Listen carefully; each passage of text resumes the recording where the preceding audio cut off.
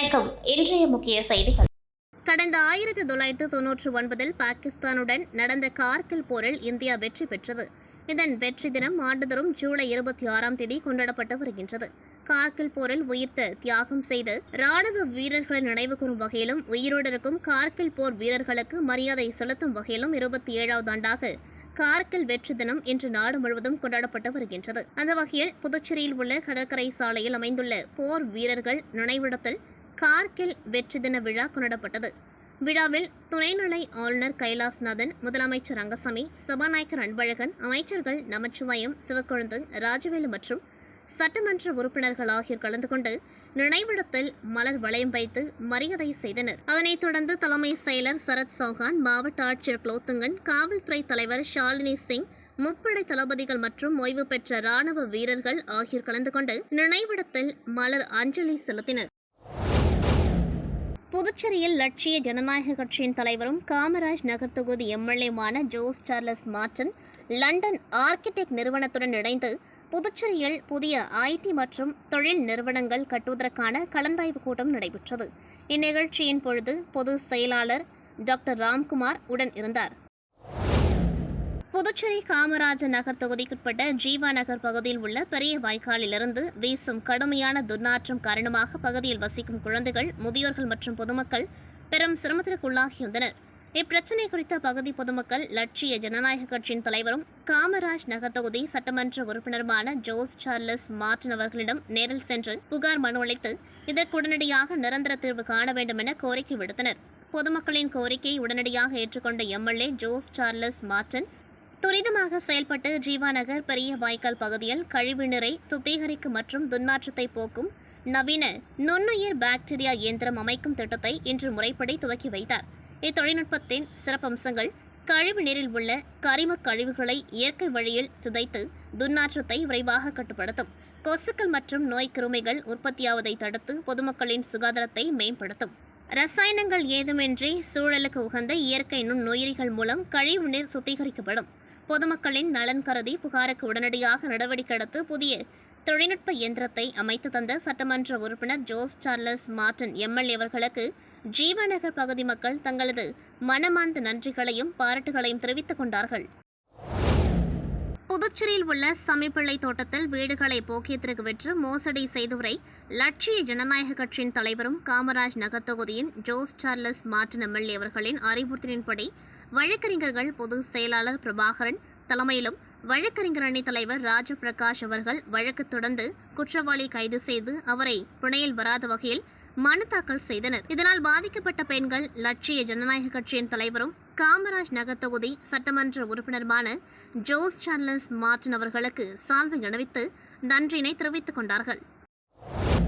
Puducherry Vinayaka mission super speciality hospital சார்பில் போதை பழக்கத்தை எதிர்த்து 5K run say no to drugs என்ற மாரத்தான் போட்டி நடைபெற்றது. இந்த போட்டியினை துணைநிலை ஆளுநர் கைலாஸ்நாதன், அமைச்சர் ராஜவேலு, டிஐஜி சத்யசுந்தரம், தமிழ்நாடு முன்னாள் டிஜிபி சைலேந்திரபாபு IPS ஆகியோர் தீபமேற்றி கையெழுத்து இயக்கத்தை துவக்கி போட்டியினை துவக்கி வைத்தனர்.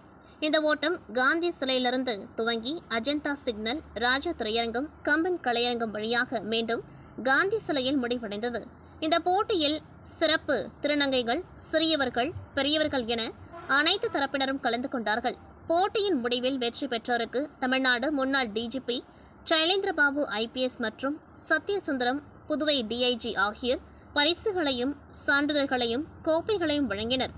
இந்நிகழ்ச்சியில் லட்சிய ஜனநாயக கட்சியின் தலைவரும் காமராஜ் நகர் தொகுதியின் எம்எல்ஏ ஜோஸ் சார்லஸ் மார்டன் அவர்களின் அறிவுறுத்தலின்படி மார்டன் குழுமம் சார்பாக நன்கொடை வழங்கப்பட்டிருந்தது. இந்நிகழ்ச்சியில் லட்சிய ஜனநாயக கட்சியின் பொதுச் செயலாளர் பிரபாகரன் தலைமையில் நிர்வாகிகள் மகளிர் போட்டியில் கலந்து கொண்டு சான்றிதழ்களை, பதக்கங்களையும் பெற்றனர். புதுச்சேரி காவல் நிலையங்களில் மக்களிடம் நேரடியாக குறைகளை கேட்டறிந்து நிவர்த்தி செய்யும் வகையில் மக்கள் மன்றம் நிகழ்ச்சி நடந்து வருகின்றது.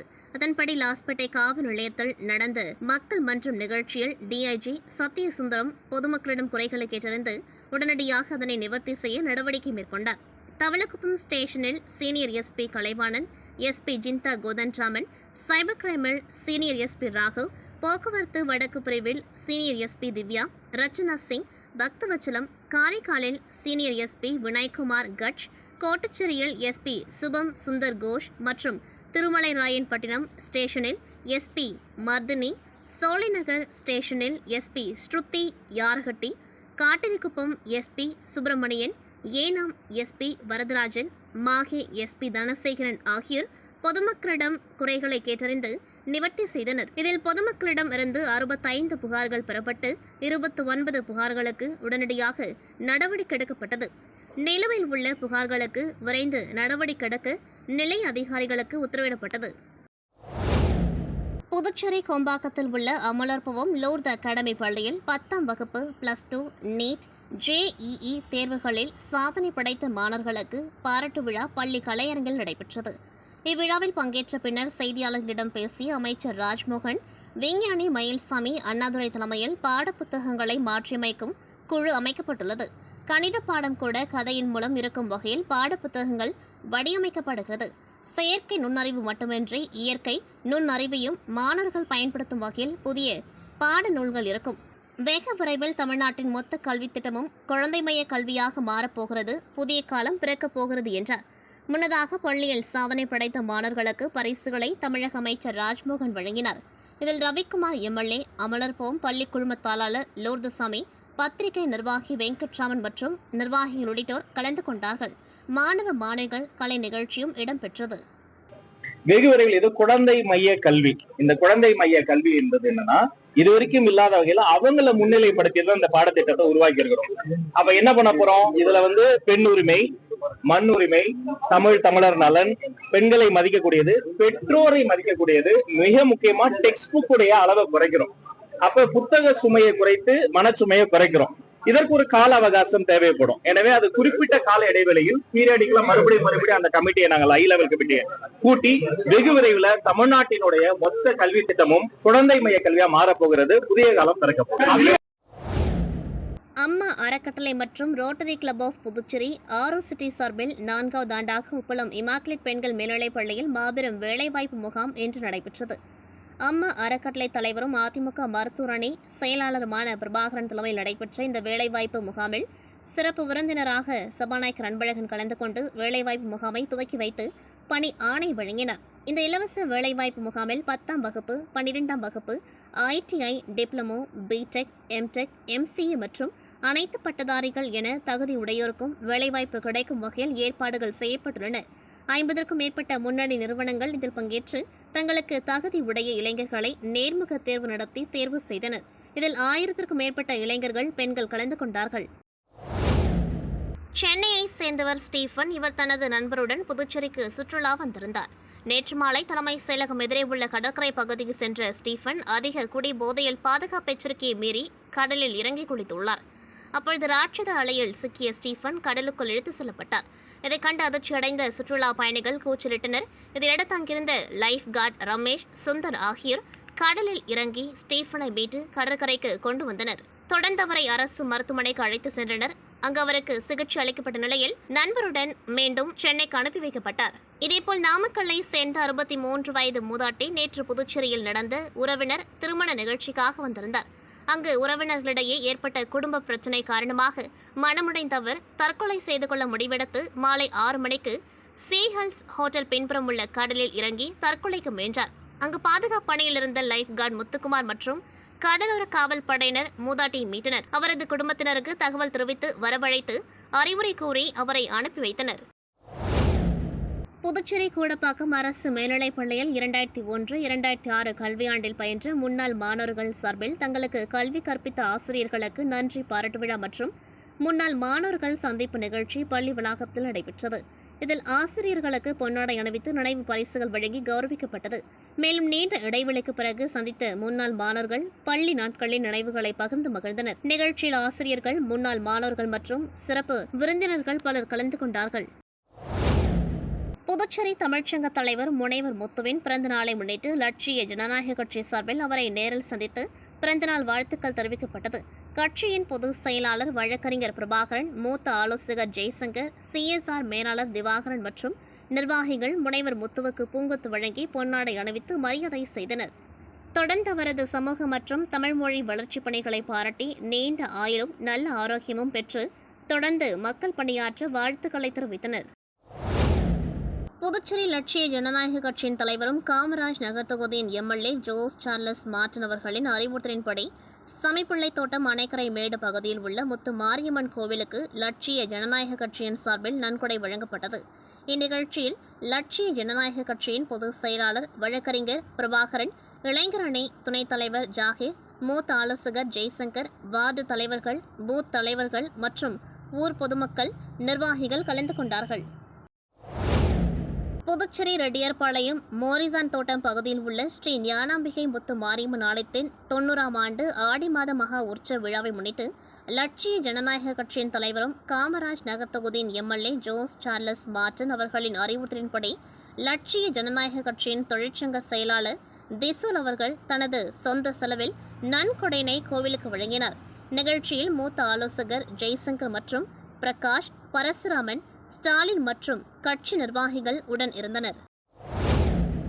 80வது இந்திய சுதந்திர தினத்தை முன்னிட்டு தமிழ்நாடு தௌஹீத் ஜமாத், புதுச்சேரி மாவட்டம் கரியமாணிக்கம் கிளை மற்றும் ஜிப்மர் அரசு மருத்துவமனை இணைந்து மாபெரும் இரத்த தான முகாமை நடத்தினர். கரியமாணிக்கம் அரசு நடுநிலைப்பள்ளி வளாகத்தில் நடைபெற்ற இந்த முகாமுக்கு தமிழ்நாடு தௌஹீத் ஜமாத் புதுச்சேரி மாவட்ட தலைவர் அபுபக்கர் சித்திக் தலைமை தாங்கினர். மாவட்ட துணை செயலாளர் ரைசுல், மாவட்ட மருத்துவமனை செயலாளர் அகமது உசேன், கிளை நிர்வாகிகள் சபீர்கான் மற்றும் இப்ராஹிம் கான் ஆகியோர் பொதுமக்களிடம் இரத்த தானத்தின் அவசியம் மற்றும் அதன் நன்மைகள் குறித்து விழிப்புணர்வு ஏற்படுத்தினர். இந்த முகாமில் 30க்கும் மேற்பட்டோர் தங்களது இரத்தத்தை தானமாக வழங்கினர். இரத்த தானம் செய்த அனைவருக்கும் திருக்குரான் தமிழாக்கம் அன்பளிப்பாக வழங்கப்பட்டது. மேலும் முகாமில் பங்கேற்ற பொதுமக்களின் வசதிக்காக குடிநீர் மற்றும் ஜூஸ் உள்ளிட்ட ஏற்பாடுகளும் செய்யப்பட்டிருந்தன. முகாமை சிறப்பாக ஏற்பாடு செய்த நிர்வாகிகள் மற்றும் இரத்த தானம் செய்தவர்களுக்கு ஜிப்மர் அரசு மருத்துவமனை சார்பில் பாராட்டு சான்றிதழ்கள் வழங்கப்பட்டன. பாகர் கொம்யூன் பஞ்சாயத்து சார்பில் ஏம்பலம் தொகுதிக்குட்பட்ட கிருமாம்பாக்கம் மற்றும் பிள்ளையார்குப்பம் கிராமத்திற்கு ரூபாய் 28,94,000 திட்ட மதிப்பீட்டில் விளையாட்டு மைதானம், கழிவுநீர் வடிகால் அமைத்தல், புதுக்கோவில் குளம் மேம்படுத்தும் பணி ஆகியவற்றை சட்டமன்ற உறுப்பினர் மோகன்தாஸ் பூமி பூஜை செய்து துவக்கி வைத்தார். மேலும் இந்த நிகழ்ச்சியில் ஆணையர் சதாசிவம், உதவி பொறியாளர் பாலமுருகன், இளநிலை பொறியாளர் சேகர் மற்றும் அப்பகுதி முக்கிய பிரமுகர்கள், என்ஆர் காங்கிரஸ் மற்றும் கூட்டணி கட்சி நிர்வாகிகள், பொறுப்பாளர்கள், இளைஞர்கள், பொதுமக்கள் பலர் கலந்து கொண்டார்கள். மணவெளி தொகுதிக்குட்பட்ட அணு கார்டன் பகுதியில் பெயர் பலகை திறப்பு விழா மற்றும் பொதுமக்கள் சந்திப்பு நிகழ்ச்சி நடைபெற்றது. இதில் சட்டமன்ற உறுப்பினர் ராமு கலந்து கொண்டு பெயர் பலகையை திறந்து வைத்தார். நிகழ்ச்சியில் அணு கார்டன் பகுதியில் நிலவி வரும் சுத்தமான குடிநீர், கழிவுநீர் வடிகால் வசதி, சாலை மேம்பாடு, குறைந்த மின்னழுத்த பிரச்சினை, தெருவிளக்குகள் அமைத்தல் உள்ளிட்ட அடிப்படை வசதிகளை விரைந்து செய்து தருமாறு பொதுமக்கள் கோரிக்கை வைத்தனர். இதற்கு பதிலளித்த சட்டமன்ற உறுப்பினர் ராமு பொதுமக்கள் முன்வைத்த அனைத்து கோரிக்கைகளையும் படிப்படியாக நிறைவேற்ற நடவடிக்கை எடுக்கப்படும் என உறுதியளித்தார். தொடர்ந்து அணு கார்டன் மக்கள் நலவாழ்வு சங்கத்தின் சார்பில் சட்டமன்ற உறுப்பினர் ராமுவுக்கு சால்வை அணிவித்து நன்றி தெரிவிக்கப்பட்டது. இந்நிகழ்ச்சியில் மக்கள் நலவாழ்வு சங்க தலைவர் செந்தில்குமார், துணைத் தலைவர் முருகன், செயலாளர் ஹரி, பொருளாளர் முகமது காசிம், செயற்குழு உறுப்பினர்கள் குமார், வில்லியம்ஸ், முத்துராமன் உள்ளிட்ட நிர்வாகிகளும் அணு கார்டன் மற்றும் பச்சை வாழை அம்மன் நகர் பகுதிகளைச் சேர்ந்த ஏராளமான பொதுமக்களும் கலந்து கொண்டார்கள். காரைக்கால் மாவட்டத்தில் ஒவ்வொரு சனிக்கிழமையும் அனைத்து காவல் நிலையங்களிலும் நடைபெறும் மக்கள் மன்றத்தில் பொதுமக்கள் தங்களது குறைகள் மற்றும் புகார்களை நேரடியாக தெரிவித்து தீர்வு பெறலாம் என முதுநிலை காவல் கண்காணிப்பாளர் வினய்குமார் கேட் தெரிவித்தார். கோட்டச்சேரி காவல் நிலையத்தில் நடைபெற்ற மக்கள் மன்றத்தில் பொதுமக்களிடமிருந்து மோசடி, குடும்ப தகராறு, திருநாய் தொல்லை உள்ளிட்ட பல்வேறு புகார்கள் பெறப்பட்டன. இப்புகார்கள் அனைத்தும் சம்பந்தப்பட்ட அதிகாரிகளிடம் அனுப்பி வைத்து ஒரு வாரத்திற்குள் நடவடிக்கை எடுக்கப்படும் என அவர் உறுதியளித்தார். மேலும் திருநள்ளாறில் நடைபெறவுள்ள தர்மை ஆதினம் விழாவுக்கு உரிய பாதுகாப்பு வழங்க கோரி இந்து முன்னணி சார்பில் மனு அளிக்கப்பட்டது. புதுச்சேரியில் அனைத்திந்திய மாணவர் பெருமன்றம் சார்பில் சுதேசி மில் அருகே சனிக்கிழமை மாலை நடைபெற்ற நிகழ்ச்சியில் நீட் தேர்வால் உயிரிழந்த மாணவர்களுக்கும் டெல்லியில் நடைபெற்ற மாணவர் போராட்டத்தின் போது காவல்துறையின் அடக்குமுறை காலான மாணவர்களுக்கும் புகழ் அஞ்சலி செலுத்தப்பட்டது. இதனைத் தொடர்ந்து மத்திய கல்வி அமைச்சர் தர்மேந்திர பிரதான் பதவி விலகியதையொட்டி அனைத்திந்திய மாணவர் பெருமன்றத்தினர் கொண்டாட்டத்தில் ஈடுபட்டனர். நிகழ்ச்சிக்கு அனைத்திந்திய மாணவர் பெருமன்ற மாநில செயலாளர் முரளி தலைமை தாங்கினார். அனைத்திந்திய இளைஞர் பெருமன்ற தலைவர் முருகன் நோக்குவுரையாற்றினார். மாணவர் பெருமன்ற பொருளாளர் ஆகாஷ் நிகழ்ச்சி நோக்கம் குறித்து பேசினார். இந்த நிகழ்ச்சியில் மாணவர் பெருமன்றம் மற்றும் இளைஞர் பெருமன்றத்தை சேர்ந்த பலர் கலந்து கொண்டார்கள். மூலகுளத்தை சேர்ந்தவர் குறைந்த விலையில் டிஜிட்டல் நாணயம் வாங்குவது தொடர்பாக ஆன்லைனில் தேடியுள்ளார். அப்பொழுது அது தொடர்பான விளம்பரத்திலிருந்து மொபைல் எண்ணை வாட்ஸ்அப் மூலம் தொடர்பு கொண்டபோது எதிர்முனையில் பேசிய மர்ம நபர் 1000 டிஜிட்டல் நாணயங்களை அனுப்புவதற்கு முன்பணமாக ரூபாய் 94,000 செலுத்தும்படி தெரிவித்தார். இதை நம்பி பணம் செலுத்திய நிலையில் டிஜிட்டல் நாணயம் எதுவும் அவருக்கு வரவில்லை. அதன் பிறகே சைபர் மோசடி கும்பலிடம் பணத்தை இழந்தது தெரியவந்தது. இதேபோல் முதலியார்பேட்டை சேர்ந்தவர் 4,999, பாகூரை சேர்ந்த பெண் 12,000, கரியமாணிக்கத்தை சேர்ந்தவர் 38,000 என 4 பேர் மோசடி கும்பலிடம் ரூபாய் 1,48,999 இழந்துள்ளனர். இதுகுறித்த புகார்களின் பேரில் புதுச்சேரி சைபர் கிரைம் போலீசார் வழக்கு பதிந்து விசாரித்து வருகின்றனர். காரைக்கால் ஆற்றங்கரை விநாயகர் என்னும் அருள்மிகு ஸ்ரீ கைலாசநாதர் சுவாமி தேவஸ்தானத்திற்குட்பட்ட ஸ்ரீ சித்து விநாயகர் ஆலயத்தில் வருடந்தோறும் ஆடி மாதம் வெள்ளியன்று மகாலட்சுமி பூஜை எனும் திருவிளக்கு பூஜை நடைபெறுவது வழக்கம். ஆடி 2வது வெள்ளியை முன்னிட்டு நேற்று 100க்கும் மேற்பட்ட பெண்கள் கலந்து கொண்ட திருவிளக்கு பூஜை சிறப்பாக நடைபெற்றது.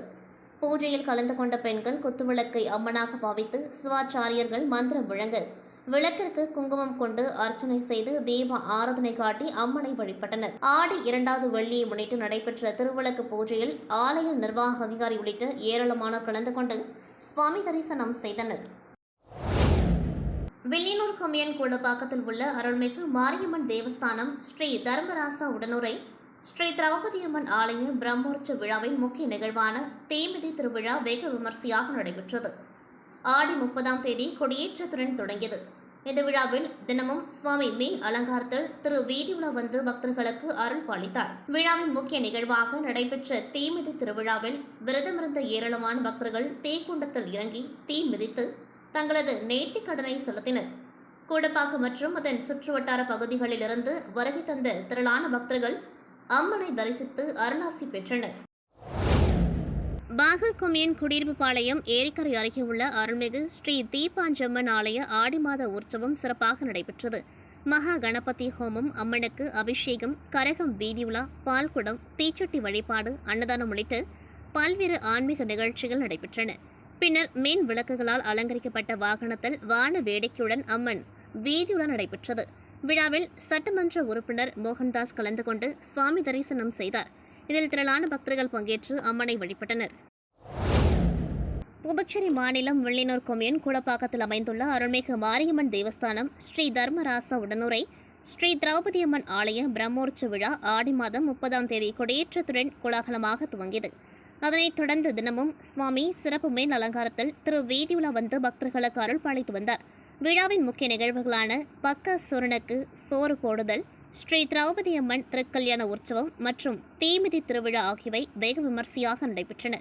இதனைத் தொடர்ந்து தீமிதி திருவிழாவின் நிறைவு நிகழ்வாக நேற்று மஞ்சள் நீராட்டு விழா பக்தி பரவசத்துடன் நடைபெற்றது. தீமிதி உற்சவத்திற்கு பின் அம்மன் குளிர்ச்சியடைய வேண்டும் என்ற ஐதீகத்தின் அடிப்படையில் நடத்தப்படும் இந்த ஆன்மீக நிகழ்ச்சியில் சிறப்பு அலங்காரத்தில் எழுந்தருளிய ஸ்ரீ திரௌபதியம்மன் ஊரின் முக்கிய வீதிகள் வழியாக வீதியுலா வந்து பக்தர்களுக்கு அருள் பாலித்தார். பக்தர்களின் துயரங்கள் நீங்கி ஊர் சுபிட்சம் பெற வேண்டி மஞ்சள் நீரால் சிறப்பு அபிஷேகங்கள் மற்றும் வழிபாடுகள் நடைபெற்றன. வீதியுலா வந்த அம்மனுக்கு பெண்கள் தங்கள் வீட்டு வாசலில் தீப ஆராதனை காட்டி வழிபட்டனர். மேலும் மஞ்சள் நீராட்டை விழாவை ஒட்டி இளைஞர்கள் மஞ்சள் நீர் ஊற்றி மேளதாளங்களுடன் ஆடிப்பாடி அம்மனை உற்சாகமாக வரவேற்றனர். இந்நிகழ்வில் உபயதாரர்களான வன்னியர் சமூகத்தினர் மற்றும் திரளான பக்தர்கள் கலந்து கொண்டு அம்மனை தரிசித்து வழிபட்டனர். விழாவிற்கான அனைத்து ஏற்பாடுகளையும் அருள்மிகு மாரியம்மன் கோவில் தேவஸ்தான நிர்வாக அதிகாரி, உபயதாரர்கள், வன்னியர் சமூகத்தினர் இணைந்து சிறப்பாக செய்திருந்தனர். இத்துடன் செய்திகள் நிறைவடைகின்றது. நன்றி, வணக்கம்.